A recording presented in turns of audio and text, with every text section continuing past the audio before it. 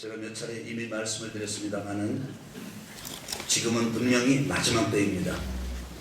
그런데 불건전한 그런 어떤 무리들이 말하는 것과 같은 의미에서 마지막 때가 아니라 지진과 기근과 처처의 재난과 전쟁의 소문이나 이런 것에 근거한 마지막 때임을 밝히는 것이 아니라 실제 우리나라에서 일어나고 있는 일을 통해서 볼 때 마지막 때임이 분명하다고 저는 확신을 가지고 있습니다. 그래서 오늘 여러분에게 그 부분에 대해서 한 번 더 반복해서 강조해서 말씀을 드리고자 합니다. 여러분은 생각할 때 전 세계에서 가장 많은 인구가 이렇게 흩어져 있는 나라가 어느 나라라고 생각하십니까? 우리는 이스라엘 유대인들이 많이 흩어져 있다고 생각합니다. 실제로 통계를 보니까 730만 유대인이 전 세계에 흩어져 있고 흩어진 나라는 100여 개국이 된다는 통계가 있습니다.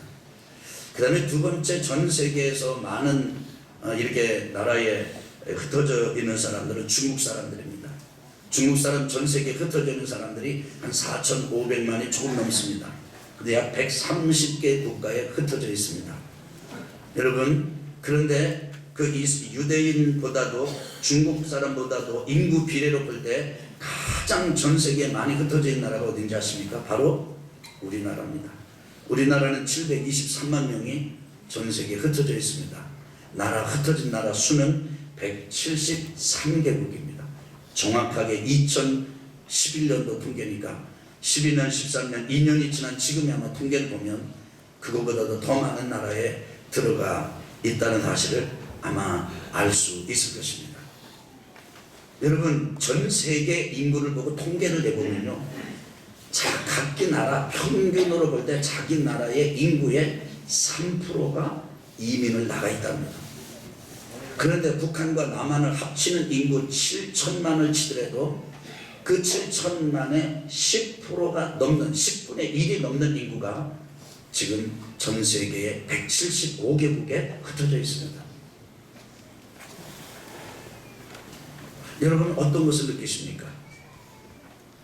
마태복음 24장 12절에 보면 이 천국 복음이 모든 민족에게 증언되기 위하여 온 세상에 전파되리니, 따라합시다. 그제야 끝이 오리라. 그렇게 말씀하셨습니다. 다른 분이 하신 말씀이 아니고 우리 주님 예수님께서 하신 말씀입니다. 여러분, 전 세계 어느 나라를 보더라도 이렇게 많은 나라에 이렇게 인구의 10분의 1이 나가 있는 나라가 없습니다. 근데 그렇게 나간 그 사람들을 보면 가장 먼저 선교사들이 가 있고, 그리고 그 뒤를 이어서 이 삼성, LG 이런 장사하시는 이 사업하는 사람들이 나가 있습니다. 하나님께서는 이 마지막 때에 이 말세지만에 우리 한민족 대한민국의 백성들을 들어 쓰셔가지고 지난 5,000년 역사를 볼 때 그 긴 살펴보지 않더라도 최근만 하더라도 식민지 오랜 세월이 있었지요. 거기다가 또 이게 남북한 이 내전이 오래 있었죠. 그야말로 정말 쉽지 않은 이런 역사의 경험을 가진 우리 나라, 이 강토, 이 백성들에게 성령을 부으시고 1903년에 원산, 1907년에 평양 그렇게 부으셔서 오늘 이렇게 1,000만이 넘는 주의 백성들을 일으켜 놓은 이유가 무엇입니까? 이렇게 나가서 마지막 때 주님이 임하시고 재림하실 길을 닦으라고 보내신 것 아니겠습니까? 더군다나 최근에는 하나님께서 206개 국가에서 175만 명의 외국인들을 이 땅에다 지금 몰아주셨어요. 기가 막히게 놀라운 사실은 나가서 전도를 해도 전도가 잘 안 되고, 나가서 전도하면 죽이는 사람들, 거부하는 사람들, 거절하는 사람들, 법으로 막아놓는 사람들, 그 나라 사람들이 우리나라에 들어와 있습니다. 이슬람 사람들, 파키스탄 사람들, 그리고 네팔 사람들 들어와 있습니다. 나가 있는 사람들, 들어와 있는 사람들, 이 좁은 한반도 땅에다가 하나님께서 마치 인구 박람회, 민족 박람회를 하듯이 이렇게 몰아놓은 이유가 여러분 무엇이라고 생각하십니까? 저는 오는 사람들 그들에게 복음을 전하고 다시 선교사를 역방송하도록, 그리고 땅끝까지로도 주님 오신 길을 예비하도록 선교사들을 파송하고 주의 백성들을 파송하신 하나님의 섭리, 마지막 때에 가장 명확한 징조가 이것이라고 믿습니다. 그래서 교회가 깨어나고 성도들이, 이 대한민국 백성들이 다시 한번 하나님 앞으로 또 돌아오고 예수 믿고 변화되고 교회가 깨어나고 불받고 이러면요, 엄청난 말세지만에 이 복음 폭발적인 마지막 부흥이 올 것이기 때문에 마귀는 그것을 막기 위해서 온갖 발악을 하고 있습니다. 문화를 통해서, 책을 통해서, 방송을 통해서, 노래를 통해서, 여러분 정말 기가 막힐 수밖에 없어요. 우리가 몰라서 그렇지. 여러분이 한번 인터넷에 들어가서 한번 살펴보십시오. 인터넷에 들어가서 백워드 마스킹인가 그런 단어를 한번 쳐보세요. 요즘 한창 유행하고 그 다음에 옛날에 유행했던 노래들을 거꾸로 이렇게 돌려보는 그런 기법이 있습니다. 그 노래 안에 들어보면, 그 거꾸로 돌려보면 사탄을 부르는 노래, 예수님을 저주하는 노래, 이런 것이 막 들어있습니다. 그야말로 원수 마귀가 지금 마지막 때 마지막 부흥이 불어오지 못하도록, 하늘이 열리지 못하도록, 교회가 깨어나지 못하도록, 그래서 더 욕하고 더 시기하고 더 질투하고 더 욕심에 빠지고, 그리고 더 미워하고 더 음란하고 더 정욕에 빠지라고 온갖 공격의 화살을 쏘아대고 있습니다. 그렇기 때문에 여러분, 이런 일들을 보면서 이런 교회 세속화와 그리고 우리에게 다가오는 이런 유혹과 끈적끈적하고 아주 치밀하고 세밀한 세상의 공격을 경험하면서 정신 차려야 되겠구나, 이 마지막 때가 정말 가까이 왔구나, 주님 오시는 길이 점점 이렇게 더 닦아지는 것이 마무리 단계에 들어가고 있구나 깨닫고 더욱 경성하여 기도하고 하나님의 얼굴을 구하는 여러분과 제가 되기를 주님의 이름으로 축원합니다. 축원합니다. 그럼 이 마지막 때를 살면서 여러분과 저는 뭐 해야 될까요? 우리는 그것을 믿음의 조상 아브라함에게서 배울 수가 있어요. 창세기 12장 1절 이하에 보면은 믿음의 조상 아브라함이 하나님 앞에 어떤 삶을 살았는지 잘 나옵니다. 그런데 믿음의 조상 아브라함의 삶을 하나로 딱 요약하라면 예배입니다. 그래서 오늘 저는 여러분과 함께 말씀을 나누는데 제목이 뭐냐면 한번 따라합시다. 마지막 때에 예배하는 사람들. 다른 때가 아니고 이 마지막 때 원수마귀 사단 더러운 귀신들이 아주 치밀하게 공격하는 이때. 그래서 많은 사람들을 쓰러뜨리고 많은 사람을 막 이렇게 먹어버리고 있는 이때, 하나님의 섭리의 손길을 보면서 깨어 일어나 예배자로 서는 우리 운영천 감리교회 성도님 여러분, 그리고 제가 되기를 주님의 이름으로 축복합니다. 그래서 오늘 말씀의 제목이 마지막 때에 예배하는 사람들입니다. 그런데 그 마지막 때에 예배하는 사람들이 누구의 믿음을 받아서 예배자가 되느냐? 믿음의 조상 아브라함. 이 믿음의 조상 아브라함의 예배 생활의 특징을 보면 첫 번째가 뭐냐면 하나님의 말씀을 무조건 따라 나서는 거예요. 여러분 한번 저를 보시면서 한번 해보실까요? 하나님의 말씀이면 무조건 따릅시다. 여러분 저와 같은 목회자가 전하는 말씀이라도 하나님의 말씀이 아니면 여러분이 분별을 하십시오. 여러분이 기도하시고 정말 저기 앞에 서서 예배를 인도하는 저 담임 목사가 전하는 말씀이 정말 하나님의 말씀입니까? 아닙니까? 분별하게 해주십시오. 여러분 기도하고 분별하십시오. 그래서 그것이 하나님의 말씀임이 분명하다면 여러분 순종하십시오. 그러나 하나님의 말씀이 아니라면 여러분 따르지 마십시오. 사랑하는 성도 여러분, 아브라함은요 하나님을 모르고 우상이 가득 찬 동네에 살 때 하나님께서 어느 날 아브라함에게 말씀하셨어요.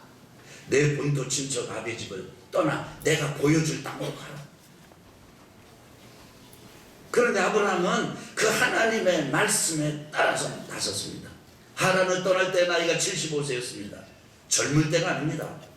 이미 안정되었고 이미 삶이 다 고정되었고 다 고리들이 다 연결돼서 떠나기가 쉽지가 않습니다. 여러분은 어떤지 모르겠습니다만 제 경험에 의해 보면 나이가 먹어갈수록, 나이 얘기해도 죄송합니다. 나이 먹어갈수록 이사가 어렵더라고요. 제가 대학교 청주에서 다녔거든요. 거기서 이사를 몇 번 하다 보니까 나중에 어떤 치기가 생겼냐면, 야, 내가 청주 시내 동마다 다 살아보자. 그래가지고 자취방 얻을 때 아주 한 달 살고 이사 가고 막, 그래서 분평동에서 수동으로, 수동에서 내덕동으로, 내덕동에서 사창동으로 막 이렇게 쫙 돌으면서 하는데, 하루는 제가 저희 형님하고 저하고 이삿짐, 그러니까 이삿짐이 이게 많으면 안 돼요. 간단해야 돼요. 니어가 하나는 다 끝나는 거예요.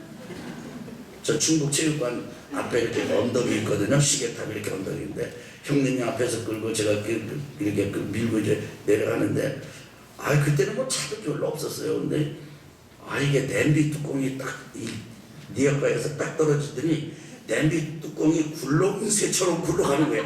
떨떨떨떨. 근데 이게 꼭 잡힐 듯 하고 가는 거예요. 쓰러질 듯 이렇게. 그래서 그거 잡으려고 막 가다가 시내버스가 쓰고요, 택시가 쓰고요. 뒤에서 형이, 야, 내버려 두어. 저는 형 이거 없으면 안 돼. 그리고 잡으러 가고.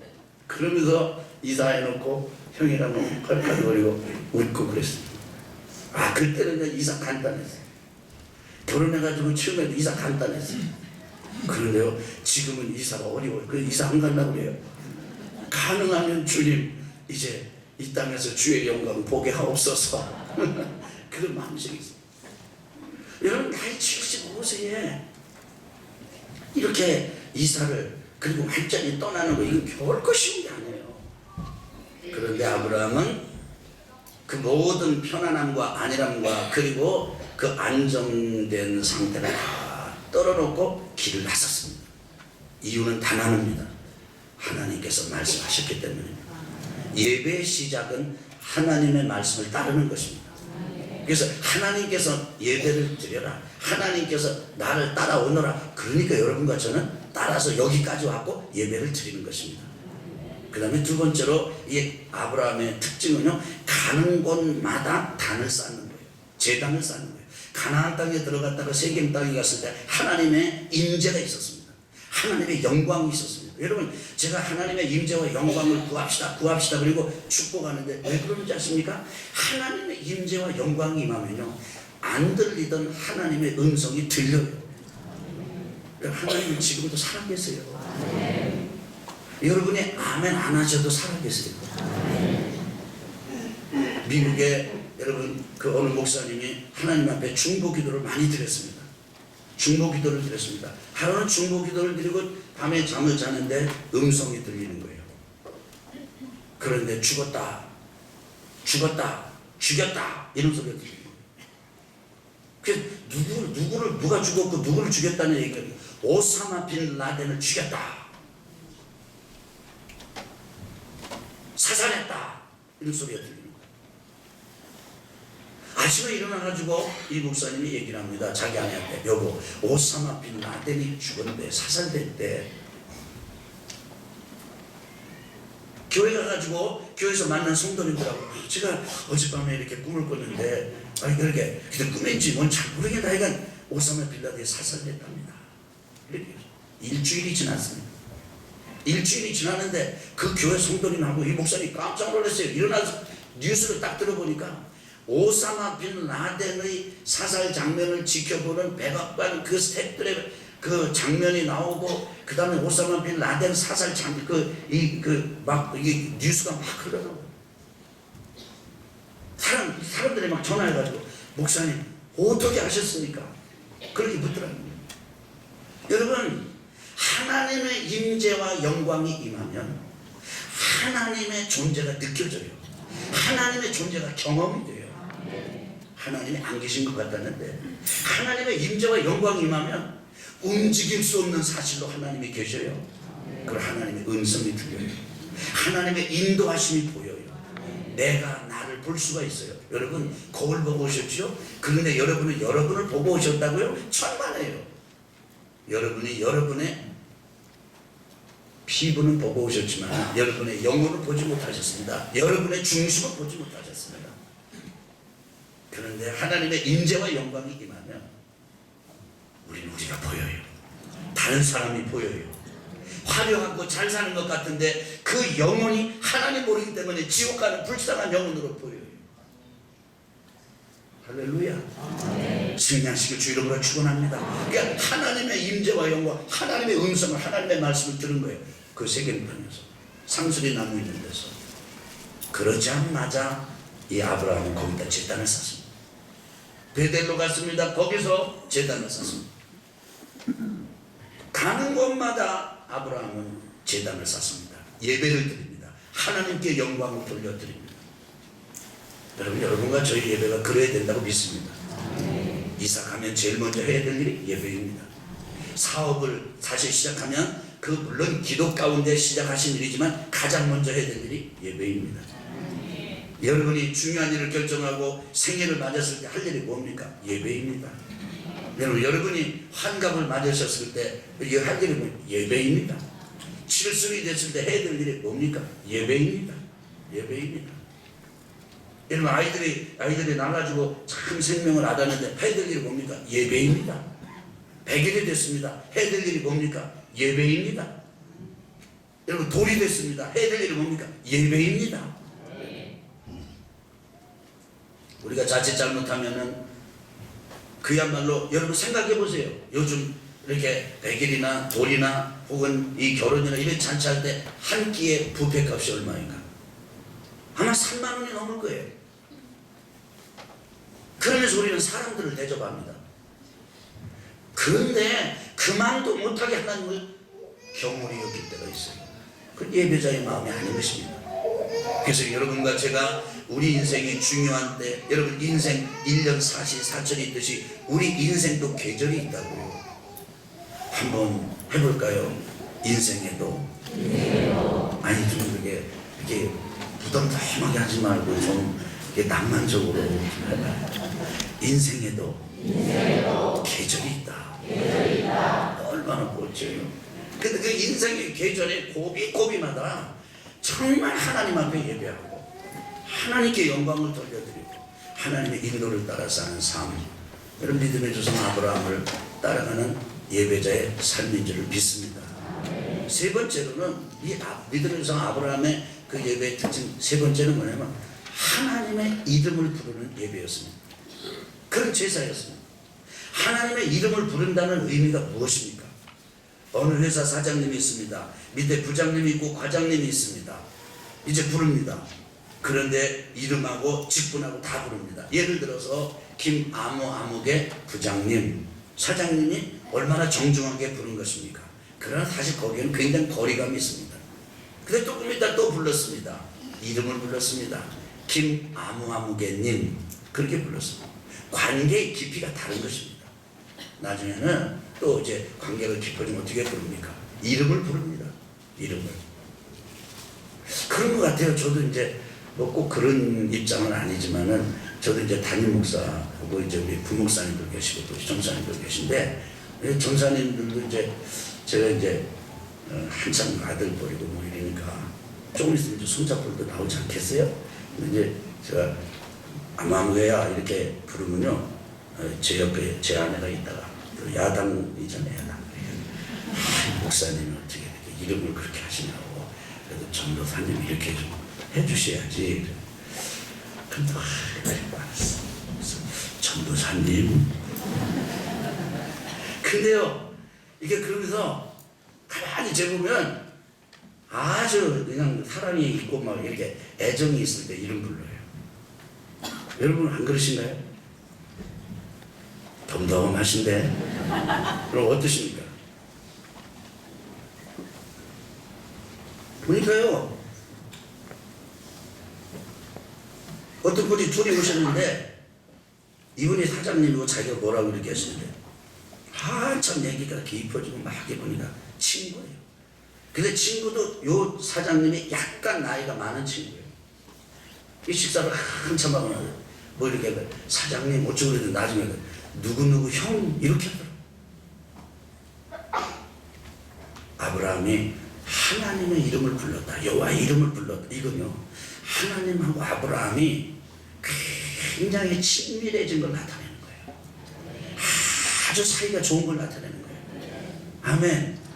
그래서 우리가 전지전능하시고 무소부지하시고 잘못하면 때리시고 이런 하나님 아니고 나의 아버지가 되시고 나의 방패가 되시고 나의 인도자가 되시고 내 마음을 어루만져 주시는 분이시고 내가 혼자일 때라도 친구가 되어 주시고 그리고 나의 아픔을 치료하여 주시는 치료자 하나님, 내 인생의 승리의 깃발이 되어 주시는 하나님, 내 인생에 가장 기쁠 때 같이 기뻐하시고 내 인생이 가장 아플 때 나와 같이 아파하시면서 도와주시는 그 하나님, 그 아버지 하나님, 나의 아버지. 여러분, 이런 예배자와 그냥 와서 아버지 하나님 이런 예배자하고요 하나님하고의 관계의 깊이가 다른 거예요. 이제 저는 그리고 여러분과 저는 예배가 좀 하나님하고 친해지는 예배가 됐으면 좋겠습니다. 하나님과 친밀한 예배가 됐으면 좋겠습니다. 그래서 세상에서 시달리다가 봤더라도 우리 예배당에 와서 예배하는 거 찬양하라. 내 눈 주의 영광을 보네. 찬송 가운데 계신 주님. 그리고요 참 주님이 나와 함께 하시고 나를 지켜주시는구나, 나와 동행하시는구나, 이렇게 아주 깊이 있게. 그래서 그 주님의 음성도 듣고 인도도 듣고, 그래서 너 그 사람 만나지 마라, 혹은 너 잘했다, 너 그 사람 만나라, 너 그 일 하지 마라, 하더라도 조금 있다 해라.